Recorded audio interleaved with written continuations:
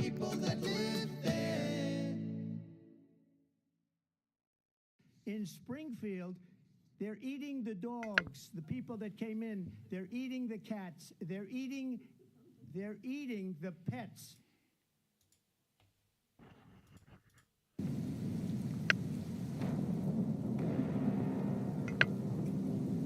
Okay, okie dokie. How's everybody doing? Today is Monday, March 30th, 2026. Can you believe that a quarter of the year is already done? Like, it literally feels like it was just a couple of weeks ago that it was New Year's Eve.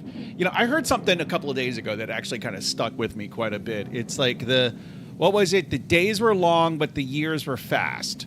Or something like that. The days were long, but the years are short. And like that just becomes more and more truer. It becomes truer and truer the older and older you get her. How's everybody doing? I hope everybody's having a fantabulous start to the week. Henna is in the chat room. She is saying hello. Hello. I am surprised you are still alive. Henna texts me on yesterday, I guess it was, telling me how she didn't get to sleep until 6 a.m. And, like, honestly, that made me angry. That really, it made me not of any type of like jealousy or anything like that. It made me angry because people should not be going to bed at 6 a.m. People should be waking up at 6 a.m., not going to bed.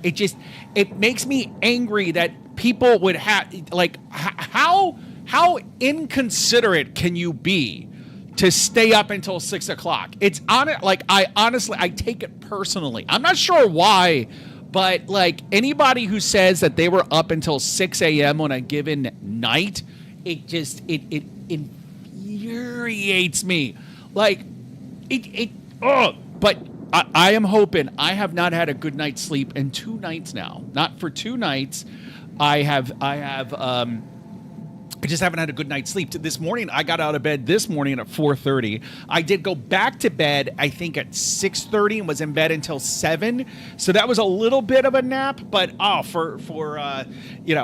Henna says she had a good No, you didn't. You didn't. I'm sorry, you didn't. Like I know what your reason was, and even that, which I am a big proponent of that thing, like I'm a big fan myself, like that's not a good reason. No. I don't know. Like in the hierarchy of life, right? There's let's draw this out because I've talked about this before. There's a good meal, there's a good sex, good poop, and a good sleep. And I would say, I'm trying to think in like terms of like the most enjoyable for me. I think I'm going to put sleep up at the top. Like this is actually, I've never actually tried to rank these. And actually now that I'm doing this is actually, I think this order might be close. Like sleep is definitely number one. Good sleep is number one. Now, good sex or good meal. That's tricky.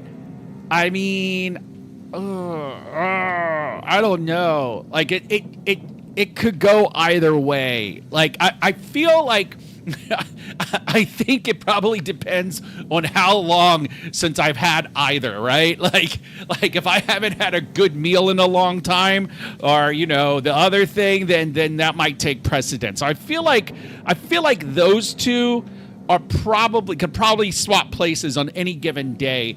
And then even though I do love a good poop, I like a good poop is fantastic. I think given the trifecta, the quadfecta of sleep, food, sex, and poop, I think poop is going to have to come in last of those. But that doesn't. But think about where that is in the hierarchy of things in general, right? Because there's a billion different things in the world, and poop makes the top 5, which that's pretty good. Let's see. Aw. All right, let me pay attention here for a minute.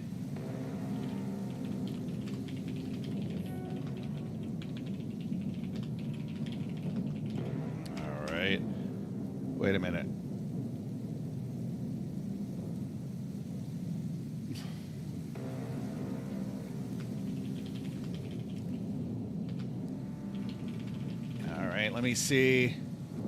Henna says, she says, good poop is the best at home alone. I don't know, man. Like, you know, honestly, I might take the, recently it may have gotten to a point where like I'm taking the good poops for granted because like, so every morning I have, every afternoon, right? Like every afternoon I have this cocktail of like protein powder, this stuff called Kratom, and just a little dash of Miralax, right? Which just kind of keeps things soft and keeps things flowing through. So like I've been having, and actually I think I need to cut back on the Miralax because it's working a little too well, if you catch my drift. But it's quite possible that I'm actually taking the good poops for granted. But I think of the quadfecta that I've come up with, I definitely do think sleep is on the top. I think I love sleep the most. Like, imagine. See, the thing is like I was going to say, imagine that you could get rid of one of these, where magically you didn't need one, like, let's say you didn't have to eat all of a sudden. Like, if you had to give up eating, pooping, or sleeping, right? And maybe this is why no. So if you had to give one up, which ones would you give up? Or which ones would you not want to give up? So, but that doesn't quite, it doesn't work completely because you don't need sex to survive. Technically you don't, right? But you need sleep, you need food, and you need the poop. You need all three of those things in order to survive. But I like my order. Like I said, depending on my life situation, the order may be this, or the order may be this. And also, like, so I mean, a good meal, come on, get out of here with your ridiculousness. All right, I don't trust anybody who goes to bed at 6 a.m. I just don't.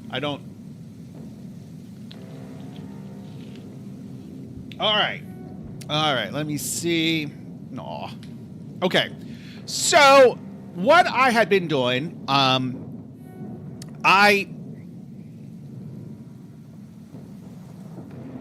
was weird. What's going on here? Oh, okay. I'm in isom.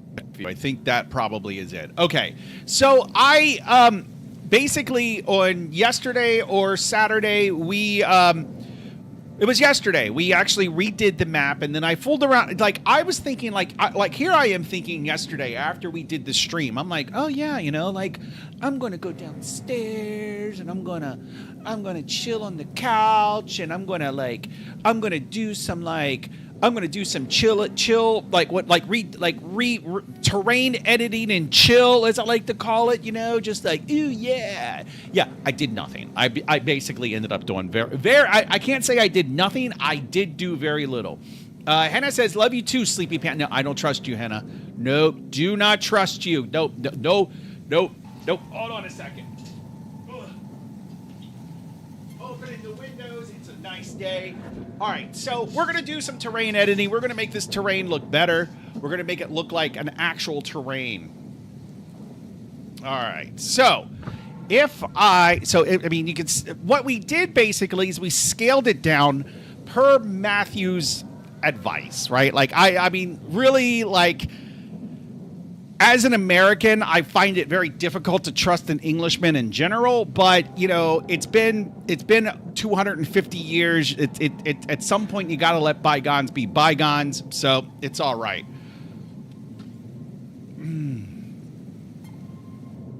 All right, let me pay attention here for a second. I need some kind of indicator where I'm over, like I could switch the screen or something, but it's all right.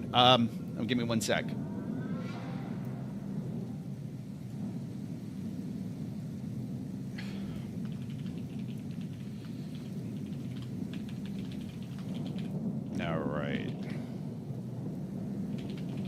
Okay.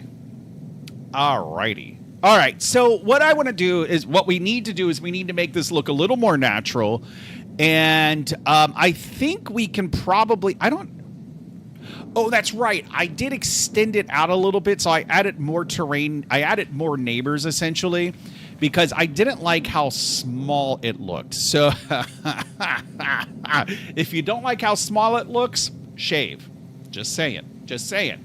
That's a pro tip right there. It's actually a very, like, everybody knows that tip, but in case you don't know that tip, if you don't like how small it looks, shave. Because when there's not, when there's nothing to obstruct the view, things look bigger. I'm just saying. I thought my dog wasn't here. Okay. All right. So we're gonna edit the terrain a little bit, and yeah, let's see what we can do.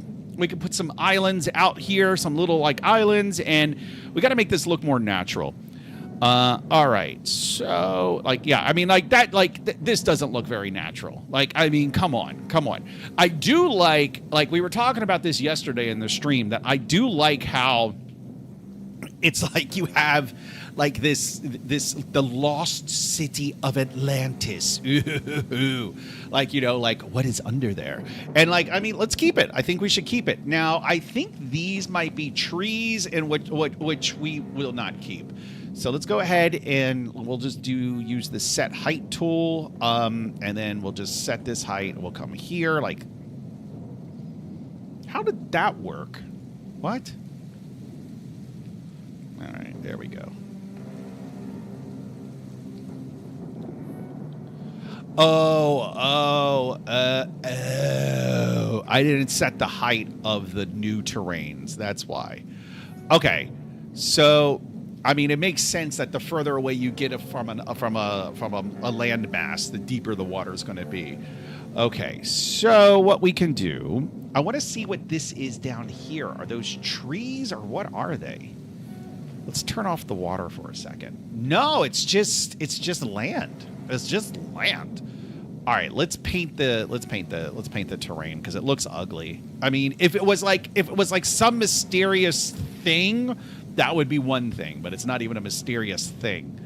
All right, let's see. We got this over here. We're going to do this over here, and then we'll do this. Uh-oh. There we go. There we go. Okay. All right. So, now we are looking... How do I want to do this? Like, can I just do... Okay, wait a minute.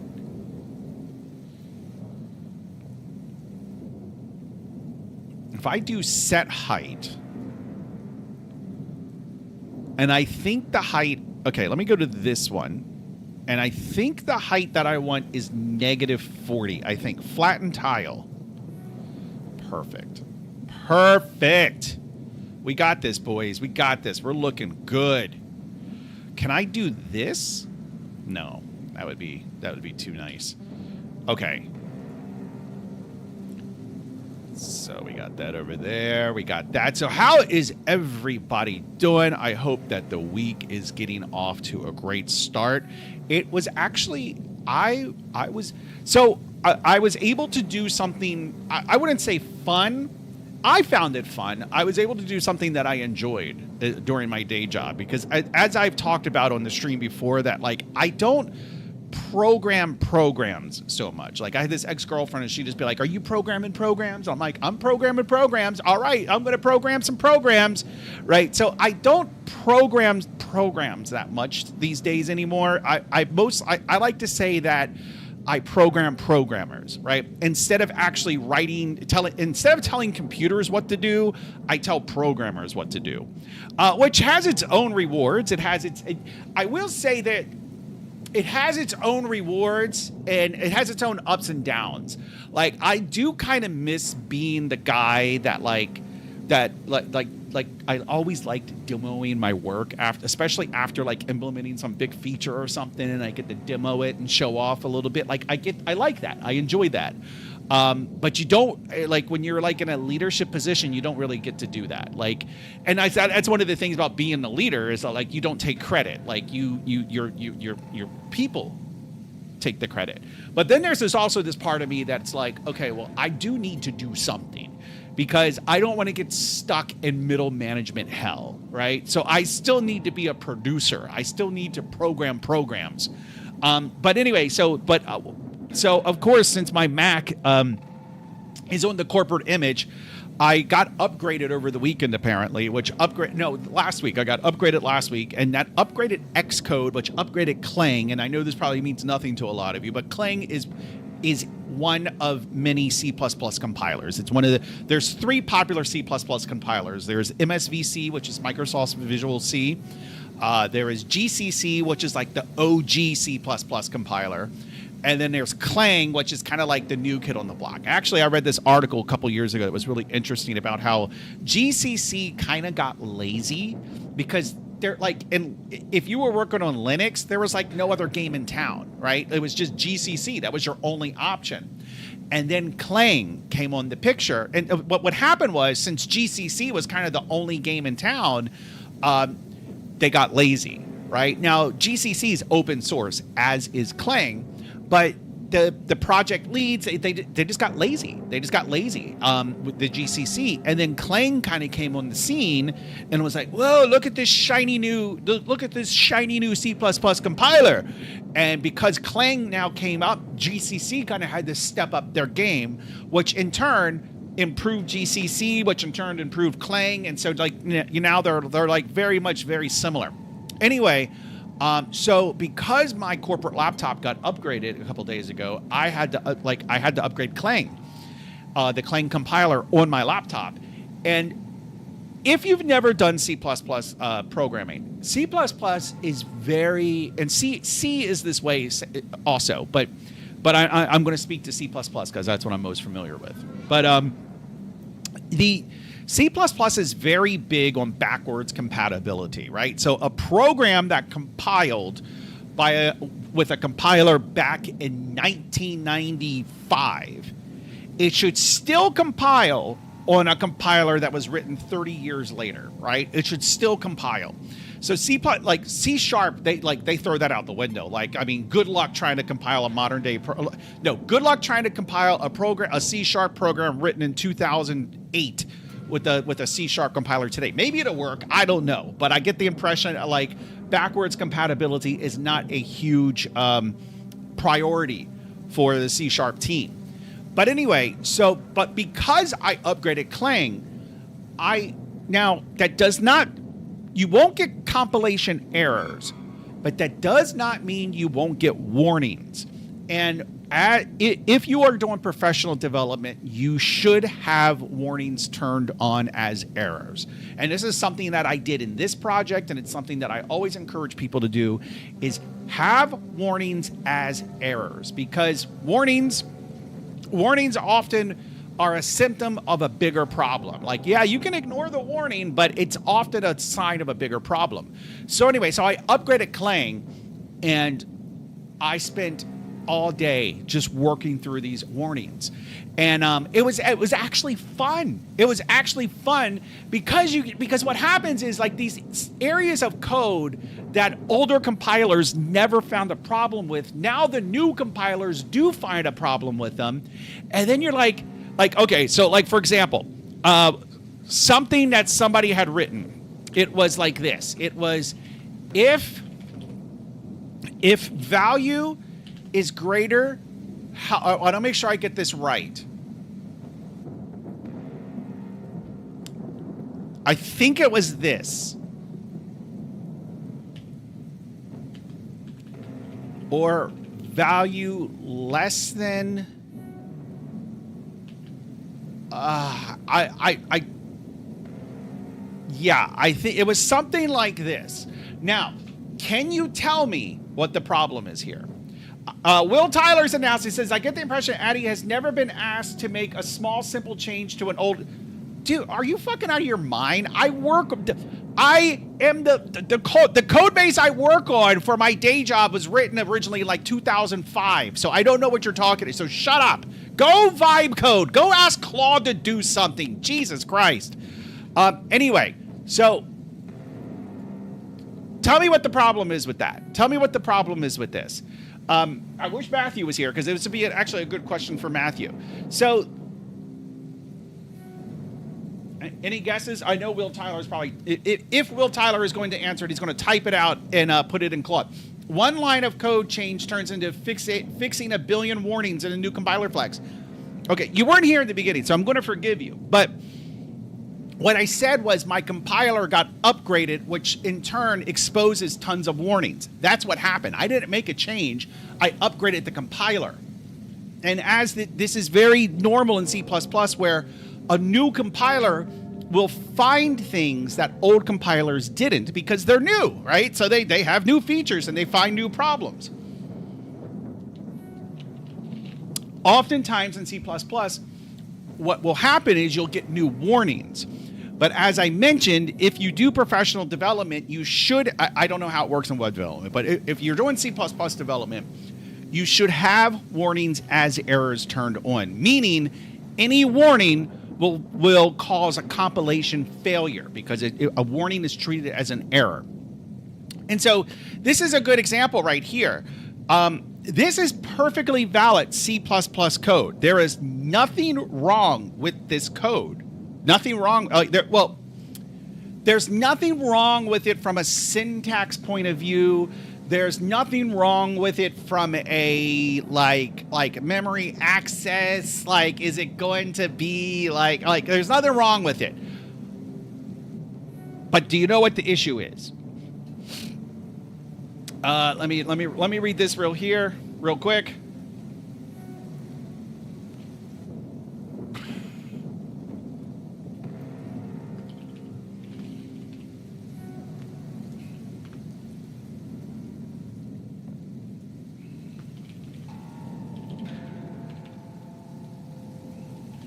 All right, let me.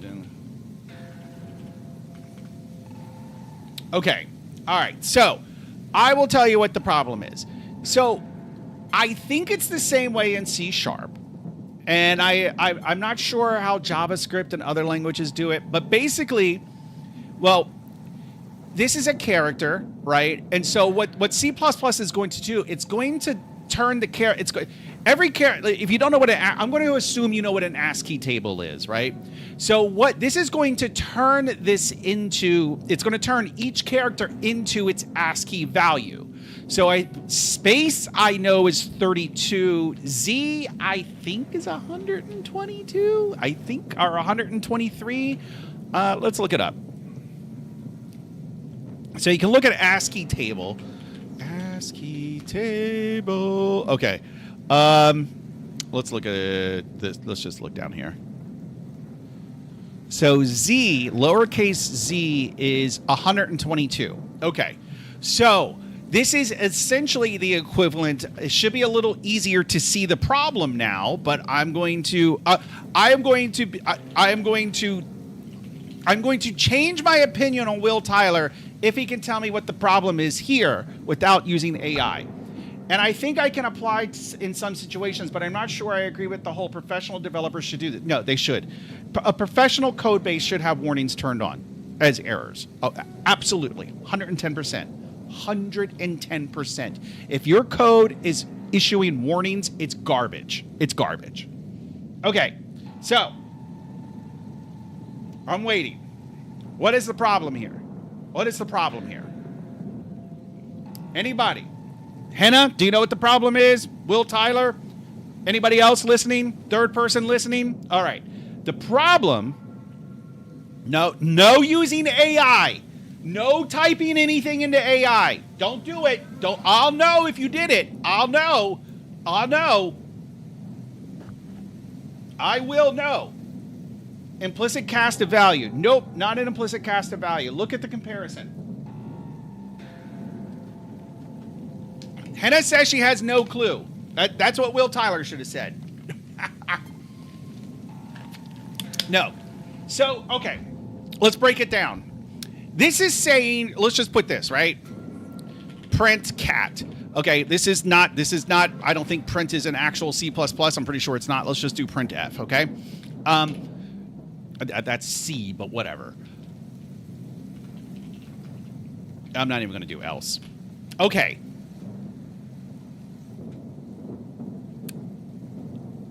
This is saying we are going to print cat if value is greater than 32 or less than 122. Does that help you any? I think Will Tyler has got it. Yeah. Exactly. It's always true. And so anyway, this is production code. This is production code that I found because my compiler was automatically upgraded. And so the compiler warned that this was a tautology basically meaning that it was always true. And then there was another one. I'm trying to remember, but it was a typo. The other one was something like, how did it go? I'm trying to remember what it was. Oh, I think it was.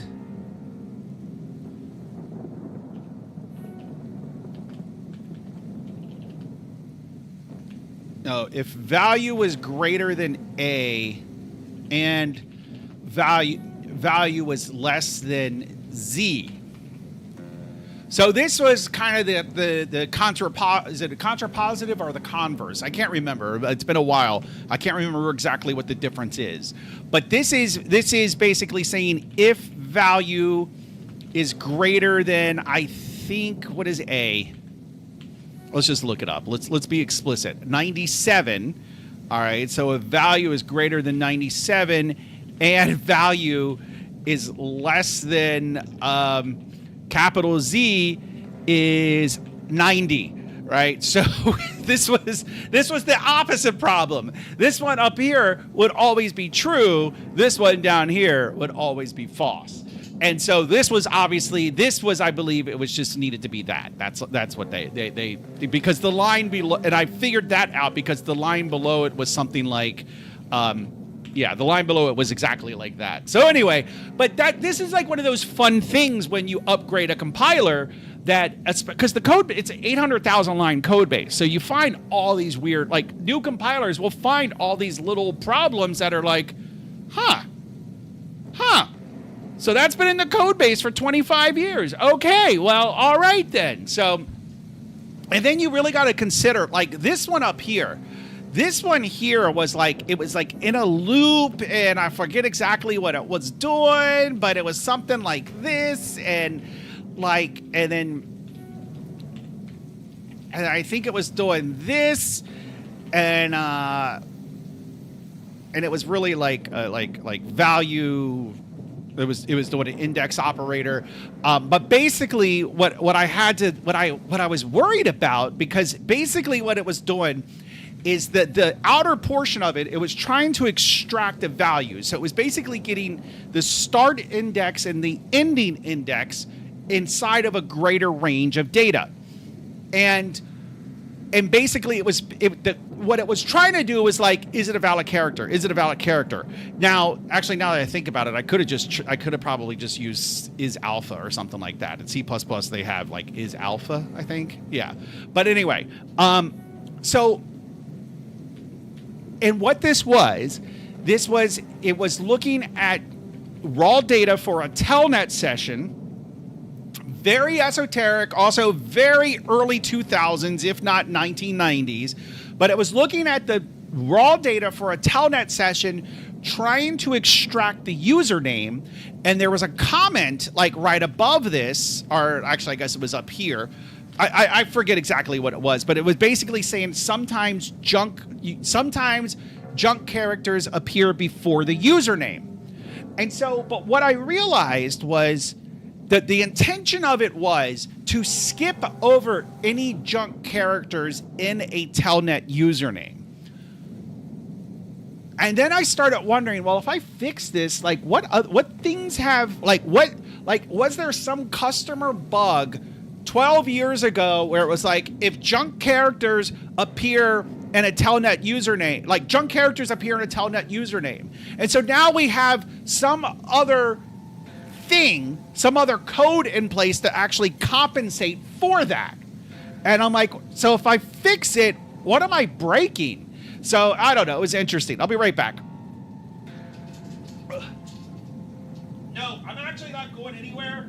What it was is my shorts were riding down, so I felt like I felt like my ass crack was showing, so I wanted to stand up and pull my shorts up, but I didn't want to do that on camera. I wanted to spare you guys that. All right.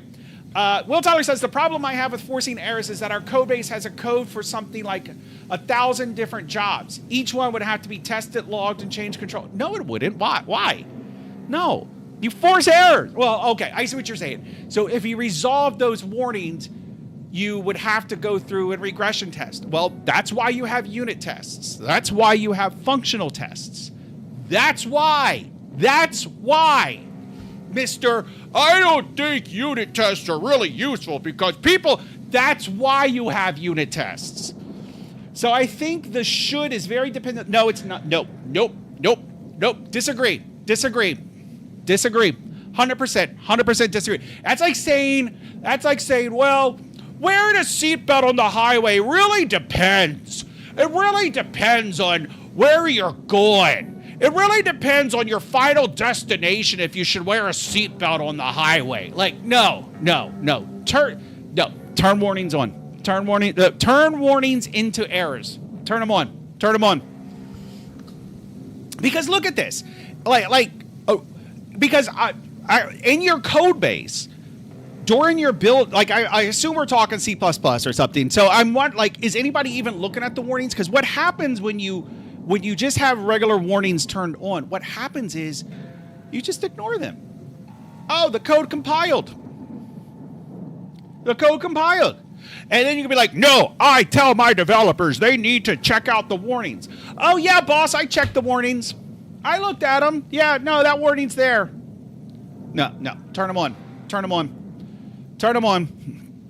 Or else, if you're okay, doing a half-ass job, you know what? To each their own. Alrighty. Change control process requires evidence of testing of each job. I can do that at top level intentionally, but I can't expect an engineer doing work on one job to do that for every job. I'm hearing excuses. I'm hearing why? It's too much work. You do it one at a time. You do it iteratively. You do it a little at a time. You're just stop your bitching and get it done. Get her done. All right. This is how I know. It can't do it iteratively if you force errors. Well, I don't know enough about your code base. I don't know enough about the product you're working on. But there could be first of all, yes, if it's segregated well, basically, or not segregated, not compartmentalized. What the hell is the word I'm looking for? I'm losing my mind. I'm losing my memory. If it's broken into pieces, if it's modularized well enough, it should be. You should be able to do it because you can't I don't know what your code base looks like, so this may be moot. But in my project, I'm trying to think. No, I don't think I have any C++ projects that do something similar. I might, but in the project I work on, the main one I work on, it's very modularized. So if I was in this situation like that you were in, let's say you get fired and I come in tomorrow, what I'm doing is I'm turning errors on per module. So you can do that. I'm turning warnings as errors on per module. That's what I'm doing. And then, you turn it on for one module, you fix it, you let it sit for a month, go through a test of validation, perfect. Go to the next module. So I feel like you're proving my point. Not every project is the same. Well, no shit, not every project is the same, but shit is shit. Not all shit is the same shit, but it's still shit. And it sounds like you're writing shit. Okay, let's do this. Let's turn the water on. Let's turn the water back on and alrighty. I was pretty proud of that. That actually came out pretty well. Okay, let's do this. Okay, so we're gonna make this this is really like, this is like, Mommy, look, I drew you a picture. That's what this looks like. That's what this looks like. Mommy, do you like my picture? Like, oh, this is a beautiful piece of work, Tommy. Okay. Alrighty. So I want to make, I just want to clean this up, make it look a little more realistic. I feel like we could even make it bigger, right? And what did I say at the beginning of the stream? If it looks too small, shave. Just saying. Okay. All right. So we come over here. We're going to set the height here. I mean, we got a lot. Like, we got a big map. So I think...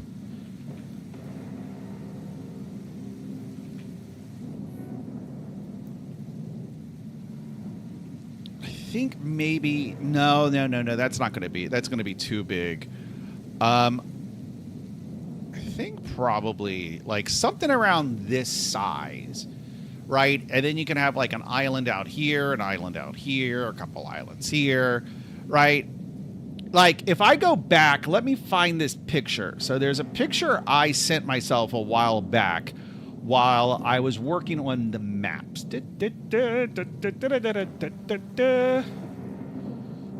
Oh, excuse me. Oh, that was disgusting. I apologize. Like, honestly, like, I didn't mean to do it. I'm sorry. All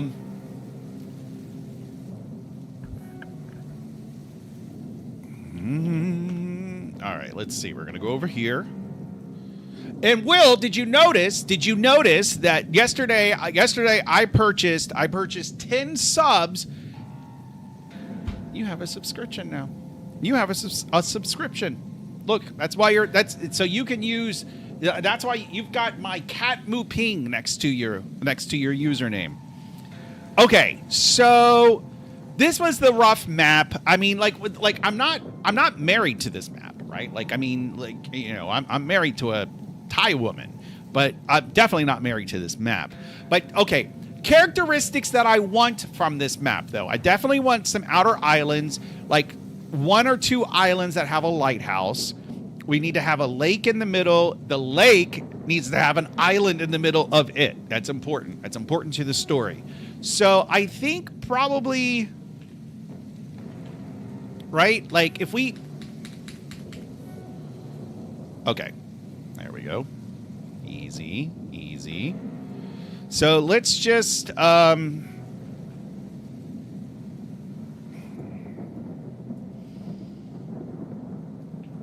right, so basically what I'm going to do is I'm going to bring the entire city. Luckily, since everything is modularized very well, so if I needed to turn warnings into errors on the city, it would be very easy to do because, oh, I didn't want to do that. No. God damn it. God damn it, Matthew. He's not even here and I'm yelling at him. Okay, let me see. Come over here like this. There we go. All right, so we'll fix that up later, but I think that's where the most of the town's going to be. So, where's the terrain? Where'd the terrain go? I am losing my mind. No, but it was a really good day. Like, it was just like going through the code base and finding those old things and like actually doing something that like resembled programming for my day job. It actually, like, it felt good. Like, it felt good. And I'm like, God damn. Like, I mean, like, don't get me wrong. I like telling people what to do. I enjoy that. I enjoy that quite a bit. But I also like being one of the doers, too. There's actually a lot of comfort in, like, being led. Like, I think a lot of people think they want to be leaders, but it's really a pain in the ass. I remember like a couple of years ago, like when I first got my first promotion that was like kind of into management. And I went down to Bolivia and I was talking to one of my cousins who had a similar experience recently at that time in his career. He does something in finance. I'm not even sure what he does. It's just something with like finance and oil and stuff like that. But I remember like we had the same had the same exact experience where being in leadership, it's less work. You can't argue with it. It's less work. It just is demonstrably less work, but it's more responsibility. And there's like a lot of comfort in being an individual contributor because you have no one else's work to worry about but your own. That's it. And there is a lot of comfort in that because you set your own destiny. You're responsible. You know, if you get your shit done, that's it. That's all you got to worry about. Get your shit done. It's on you. But like when you're in leadership, it's like you got to pick and choose your people well because you get a stinker. Oh man, because that shit comes back on you. And like, that's the other thing that like I'm getting used to in leadership. It's like when things go wrong, when things go right, it's on the person, the individual contributor, right? Like, you know, like so-and-so writes it, you know, works for 3 or 4 months on this new feature and it's a success. People love it. It works beautifully. He's getting the credit for that. But if that same person instead had fucked it up and now the release is going to be delayed and it's not going to get out on time and customers are pissed off, that's not on him. That's on you. So it's like, yeah. Will says, I question anyone who actively wants to be in leadership. It has its perks. I mean, I can't say it does not have its perks. Because like I said, I do like telling people what to do. But there's a lot of joy in being an individual contributor. Like I thought I would enjoy leadership more than I enjoy both. I enjoy both leaders, but like I don't know. There's just it's less stress. It's less stress being an individual contributor. That's for sure. That's for darn tootin' sure. All right. Okay. So what we'll do is we'll make the volcano, and then we'll make the caldera, I should say. So let's see. So now I know Not Sure isn't here, but he would get mad at me if I didn't look at the stamped Mountain Brush 7. I think the hardest thing about being in leadership is not having the time to get stuff done yourself, having made your career and getting shit done. That is very true. It's like every time I try to give myself like something, because like another perk of being in leadership is I get to choose what I do. Like when there's like individual contributor things that you want that need to get done, and like you can pick, like if there's something that you want to do, you can do it. You just be like, yeah, no, I'm going to do that. I'll take care of that. I'll take care of it. But so many times I have said, I'll take care of, well, I shouldn't say so many times because it's a bad habit to do, but it has happened multiple times where I'll be like, oh, I'll take care of that because it's kind of quiet. And then meeting. Oh, can you do this? Oh, meeting. Like this, that, this, blah, blah, blah. Who's it? What's it? And then I'm like, hey, Rom, yeah, I'm sorry. Can you take a look at this? Like, hey, like, yeah, I got to give this to you. Can you do this? Also, meetings. That also sucks about leadership. I am convinced that there are people who go to the dentist without anesthesia. And those are the same people who enjoy meetings. I do not know how, like there are so many people that actually enjoy meetings. I don't understand it. I don't understand. Oh my God. I was on a meeting today. So I am the chief architect at my job. And so there is a team of architects that report to me. There's 4. So 5 architects in the company, including myself. And there's this one guy. It was 8:30, and these meetings, they usually go long. Right?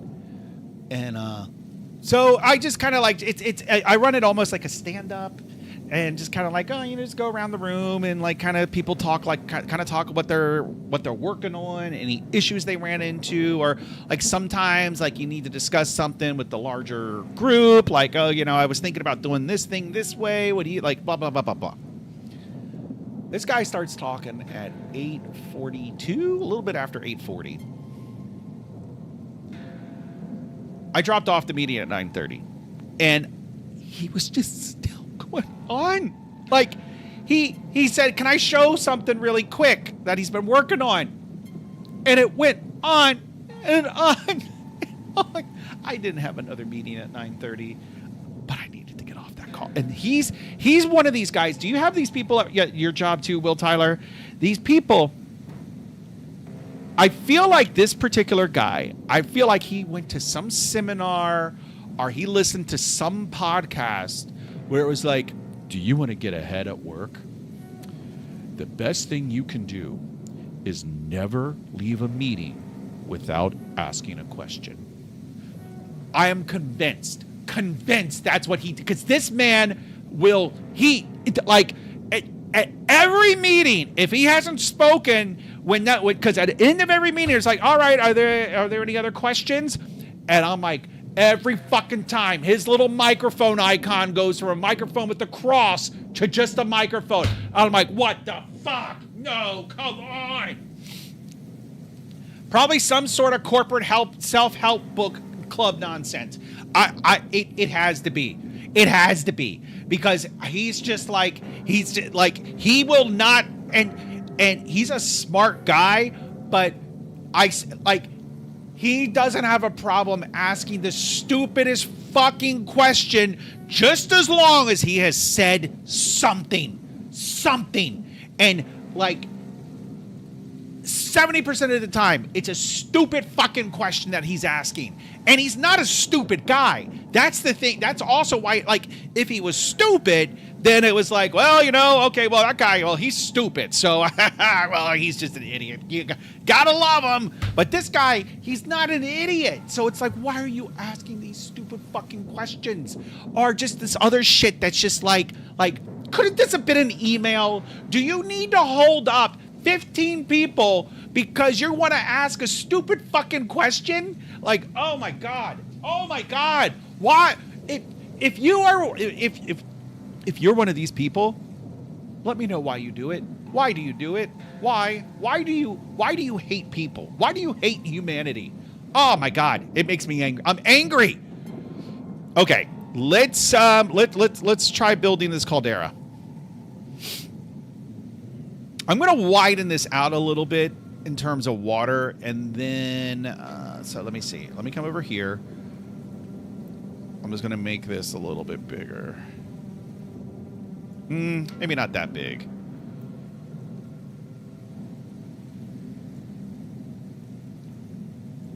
I told someone that meetings are the antithesis of progress. He seemed genuinely upset at the concept. I used to work with this woman, and I just felt, because she wasn't tech, she was just management. She was always management. And I just got this impression that, because she had gone through a divorce, and she let everybody know that she went through a divorce. Oh, yeah, well, I'm divorced. I'm recently divorced. And she was divorced. And I just got the impression that, she just used meetings as a chance to talk to somebody. She just, because, she was just lonely and everything. She scheduled a meeting for everything.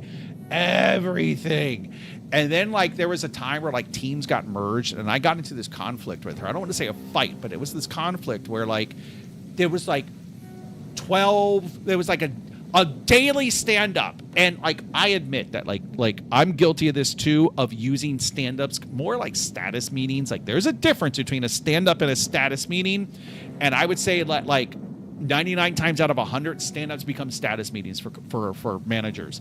And I use that. That's what I use them for that.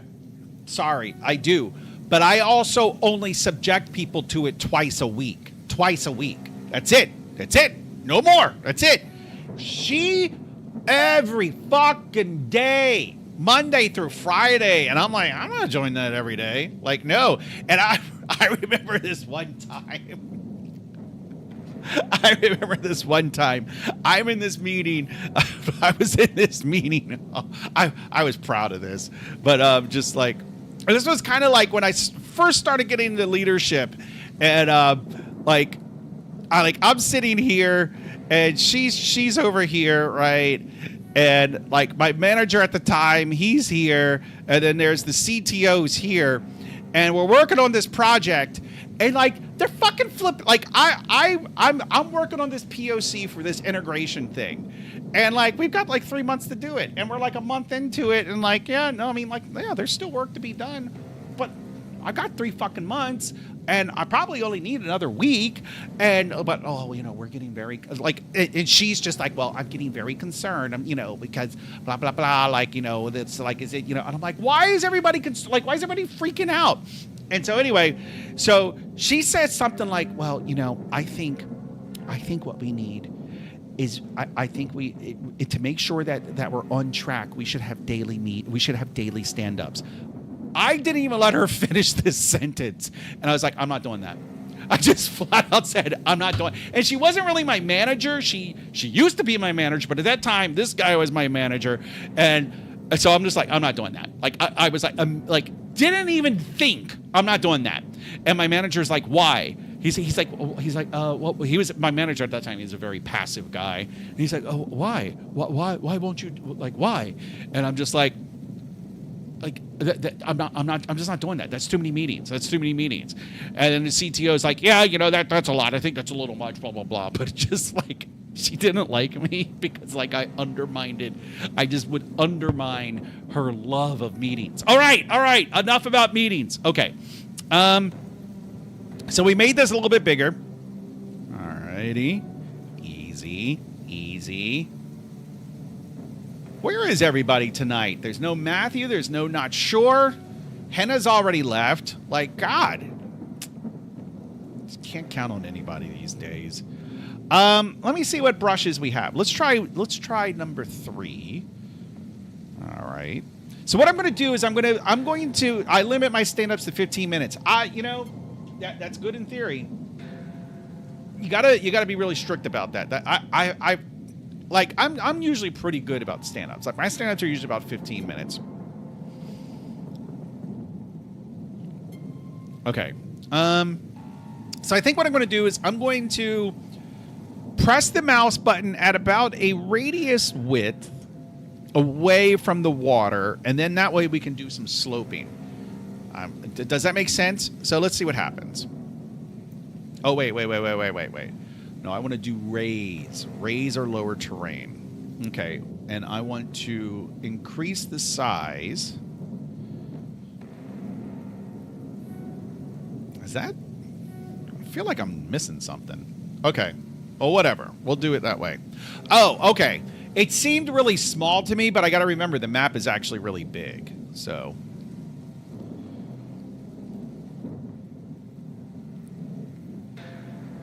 okay.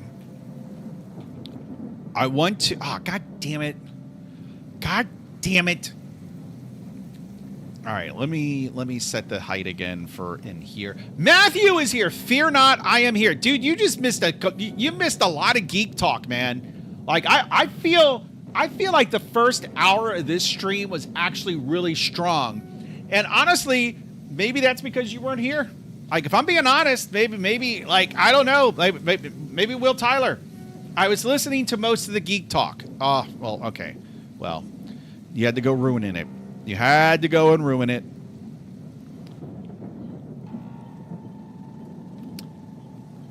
Had a good jog in the park, then a refreshing haircut and shower. Wait, you got a haircut after you went jogging? So you were all smelly and then went to the barber? I'm so confused. I need to get a haircut. All right, let me see. Okay. All right. So that's... I'm going to up the strength here.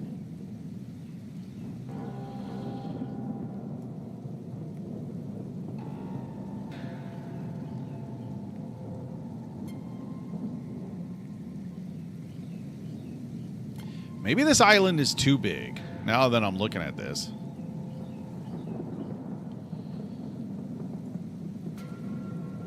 I mean, it's looking nice, but it's not as tall as I would like it.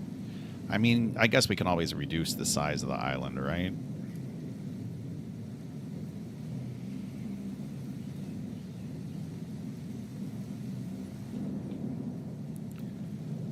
I think my stand-up is usually 9, 10 people, 15 minutes, kind of status update, but also just pushes everyone to be online in time. It's 9 a.m., 9:15 weekdays, pretty easy to do, but you'd be surprised to see me how many people come across the org, won't get online or Slack and not get stuff done if you have a late stand-up or none at all. I hate late stand-ups. Like, I do not like afternoon stand-ups. I know Matthew, he's one of those weirdos that, like, at their job, they do late stand-ups, but I do not like late stand-ups. I like morning stand-ups. But then again, I'm always more productive in the morning. Unless I'm on the stream.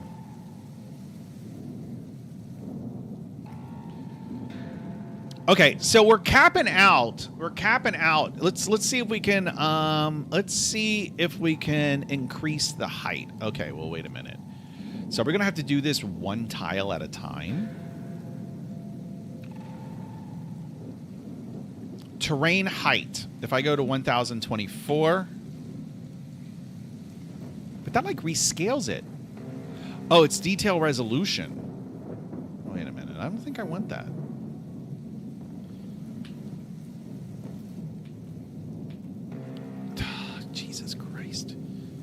I swear, Unity and the Unity's undo is kind of terrible. It's actually kind of terrible.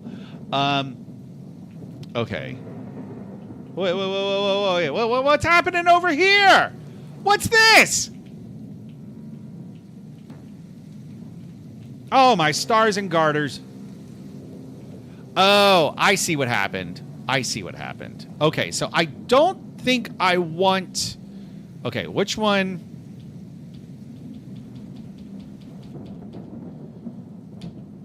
One of these.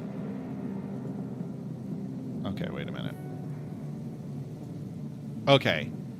Terrain height. Okay, so let me take this back down to 512.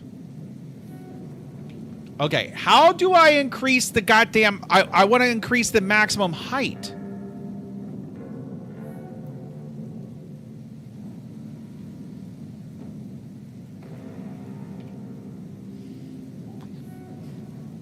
Well, actually, maybe that's. Well, see, it's capping out there. I want it higher. Terrain height. So that actually lifts up the terrain. So I'm looking for some type of terrain max height setting, something like that.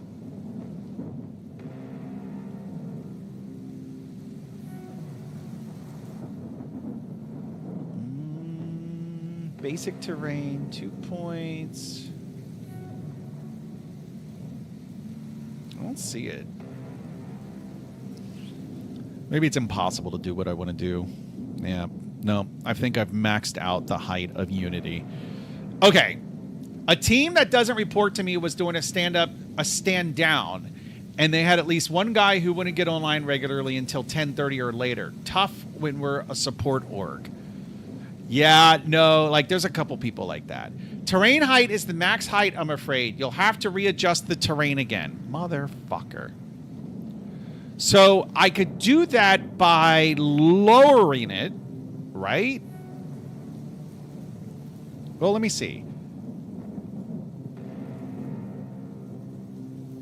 It's already at negative 53. Negative 100. Why are they all at negative 53?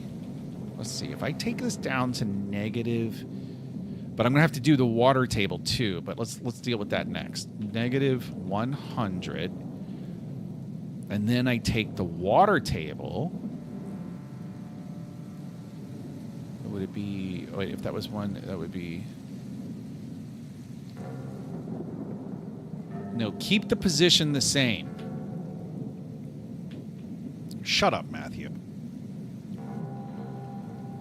Okay, well, keep the position. No, okay, and do what? And do what?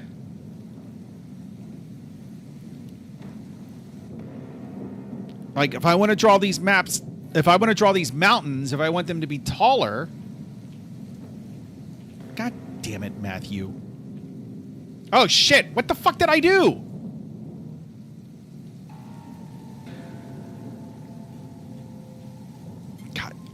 Unity is fucking terrible. It's really awful. I mean, it's like I said long ago. Like it is so obviously designed by a woman, and not just any woman. I guarantee you that the woman who is responsible for designing the user interface of Unity has pronouns in her bio. No question. No question. First, put the player next to the mountain. Do we really need it higher? Yes! Fine. All right. I'm sticking with it. I'm sticking with this. Fine. Shut up, Matthew. God, you're the worst. Okay.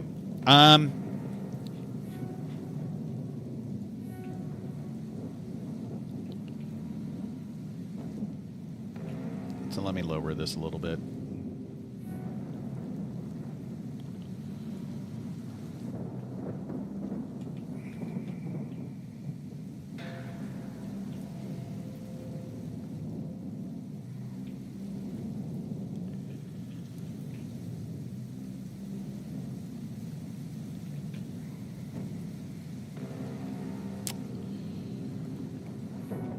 Let me make this size smaller.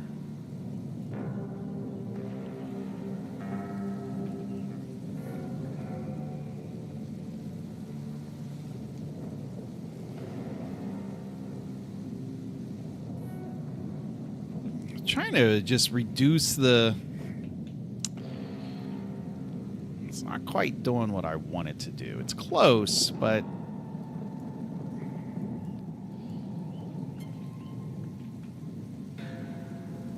So have you guys, have either of you, anybody here, have you watched Station 11? So I read Station 11 back in 2019, somewhere around there. And really liked it. Like I really liked it quite a bit. And then I knew that it was a show. I knew that they did like HBO did a show on it. And so I was pretty excited for it. And I remember watching like the first episode or two when it came out. And then I think I got tired with the premise because it's a little like I think actually I think it was a man who wrote it. But I was going to say I think whatever woman wrote Station 11 is probably the same woman who designed the UI in Unity, because it's good post-apocalyptic. But here's the premise. Well, it has a lot of good post-apocalyptic elements to it. But the one element I'm having a hard time really getting over, that I really struggle with, it, is the story kind of goes back and forth between when the world ended and 20 years after the world ended. All right. And it's like a super flu that wipes out the population. And the 20 years, the story that takes place in the 20 years post-apocalyptic, it's about a traveling theater. Yes. And a time of post-apocalyptic survival where it's every man for himself. It's a group of non-binary actors traveling across the United States performing Shakespeare. I'm not even joking. If you can put that aside, it's a good show. But it's just like, oh my God. Like, it's just like when they're like, because the people, they take the theater very seriously. And it's like, there's like some drama because I want to be casting director. No, I want to be casting director. And it's like, how are you eating? Like, what are you talking about? Oh, it's ridiculous. And so it's like one of the, like the bad guy in the show is, they call him the Prophet. And it's like, I actually find myself rooting for the bad guy because these fucking idiots need to be taught a lesson, okay? They need to be taught a lesson. God damn, performing Shakespeare 20 years after the apocalypse. It's ridiculous. but the way that like that they show the world ending, it's done really well.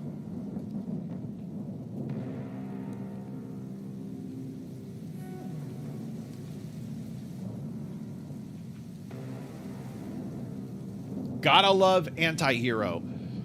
I mean, like I'm rooting for the bad guy in this show because, like really, like who thinks that, you know what? I need to know who it is. I'm pretty sure it's a man who wrote it, but God, he probably was dating some like feminist woman, and he's like, hey, honey, like I got an idea for like a post-apocalyptic novel. And she's like, okay. And he's like, yeah, you know, it's like there's a big super flu, and then some people are living in an airport, and then one of the boys from the airport, he later comes back to be like the bad guy 20 years after. And she's like, and you got to have Shakespeare in it. And because he wanted to get laid, he said yes. And that's what we're stuck with. I'm pretty sure that's how it happened. Station 11 novel. Let's see. Oh, no. No. Oh,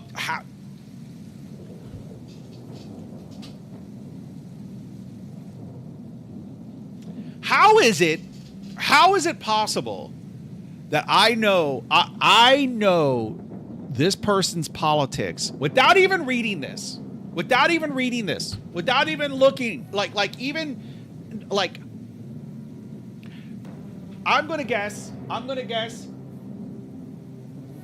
she's probably gay. I'm going to guess that she probably was in a relationship with some black woman. And, but like right now, and I'm sure this article mentions LBGTQ, whatever. And, wait, is she American? Canadian. Okay. That's all you need to know. That's all you need to know. That's it. Yeah. Will Tyler, Canadian. That says it all. Let's see. Personal life. After studying dance, Mandel moved to Toronto and Montreal before relocating to New York City. She is married to Kevin Mandel, a writer and executive recruiter, with whom she has a daughter.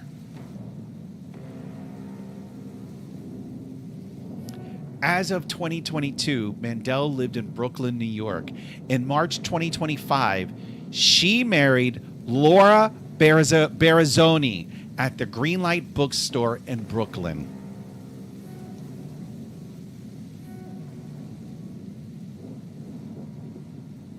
How did I know that?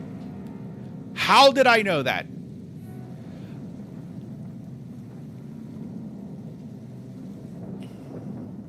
Unbelievable. Unbelievable.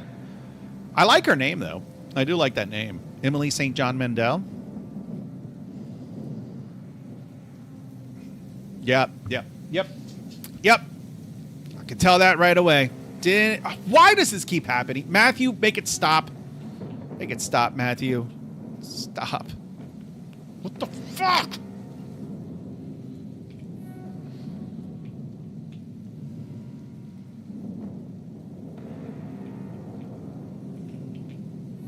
All right.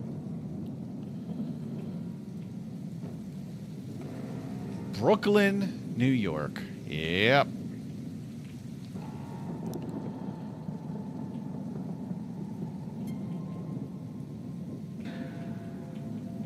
So, let's see. This is actually turning out to be a pretty good caldera. I need to sharpen these walls a little bit, I think. So maybe I can go to do the sharpen. Is it effects? Slope flatten, I think. Oh, no, wait. There's a sharpen peaks or something. Sharpen peaks. Let's see how this... Let's make this brush bigger. Okay, wait a minute. It doesn't really say anything in terms of like how to use this.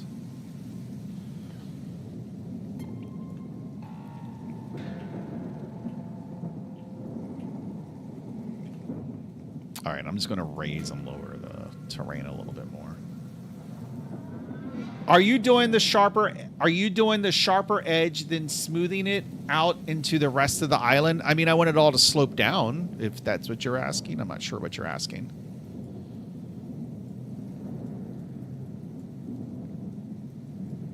All right, I'm using one of the mountain brushes there. Okay.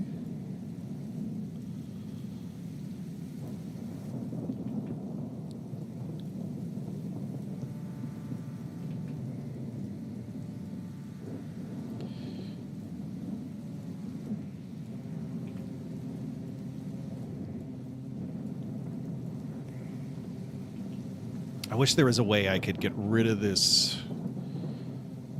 I wish I could keep this lighting. Let me see. Is this going to help at all? No. I made things much worse.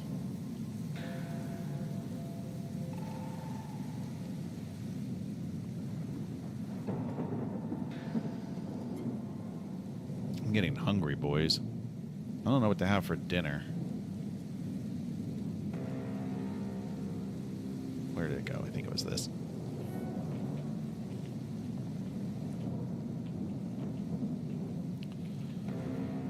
All right. Oh my God. Is it Friday yet? Like, no. But another nice thing about the programming related, I guess you could call it programming adjacent. The programming adjacent work that I did today was. It was tiring. Like I miss. It's another thing that like I miss from like you just do those days where you're programming it. Like you're just so focused that it's fucking exhausting. It's exhausting. Now, does that mean that I would trade my job for going out there and smashing rocks? No. I remember I worked with this guy, and I always liked the way that he put this, where he was just like. He was like, yeah, like, we work, but we're not really working. Like, those construction, because there was, like, construction at the building, and he's like, those guys outside doing the construction, they're working. We sit in front of a computer all day. We're not working. Or something like that. And I was like, you know what? He's right. He was a weird guy. Okay. You know what? I bet you he has pronouns in his bio, too.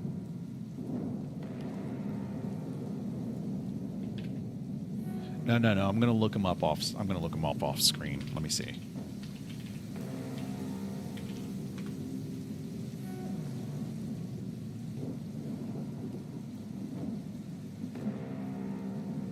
Is this him? Wait, is that him? No, that's not him. His name was Ty. T-Y. What his last name was. All right. Mental work is also tiring. It is tiring. It is. It's not the coal mines, but sitting all day is literally terrible for your health. My job is killing me. I need to retire before my health goes downhill dramatically. I get you. Actually, one of the things, you know what? I'm going to switch to a members only. I'm going to switch to this members only stream for the last 45 minutes. How do I do that?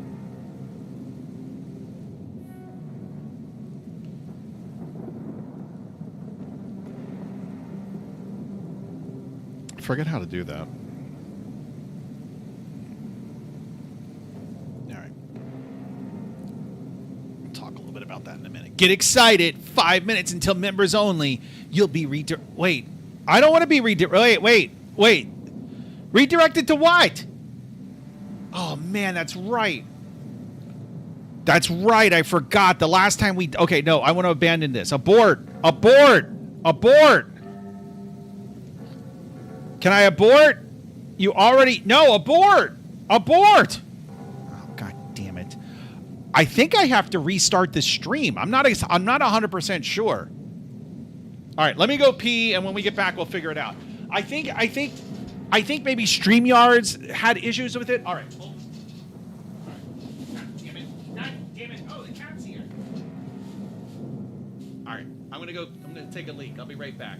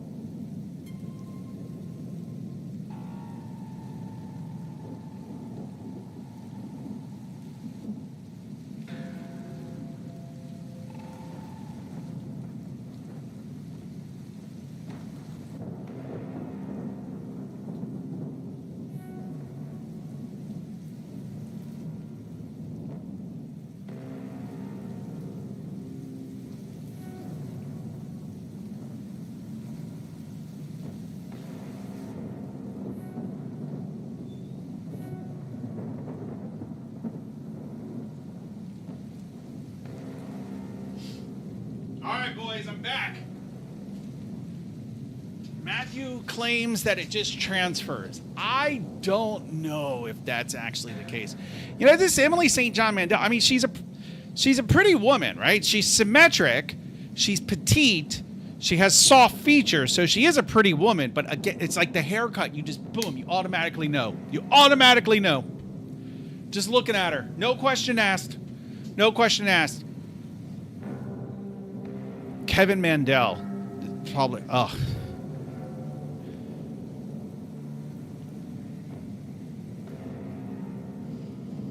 No. He was an executive recruiter. I need to log into my fake. All right, wait. Are we members only? Let me look. I feel like it's been 5 minutes.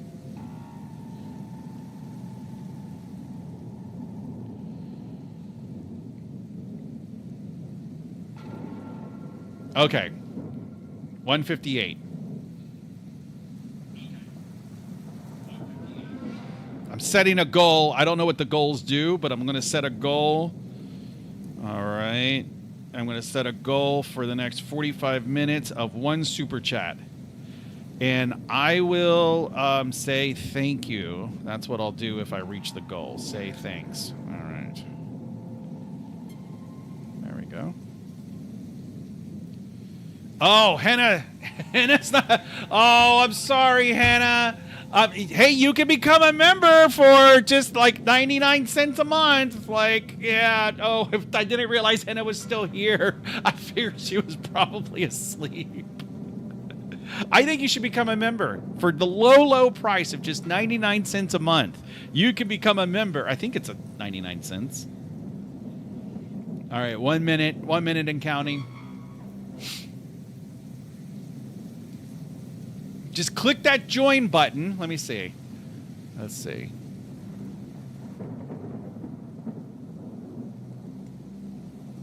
And by the way, I was very proud of my little play on words that I had here. Mad Monday, you know, like Mad Max, Fury Code. I mean, come on, that's pretty good. And then I had the entire like the picture. You know, I had the Mad Max picture on Twitter. Come on, Mad Monday, Fury Code, Furry Code. I thought it was Furry Code. But no, I thought this was a good play on words. I thought that was pretty good. All right, are we members only yet? Does it do it like unceremoniously?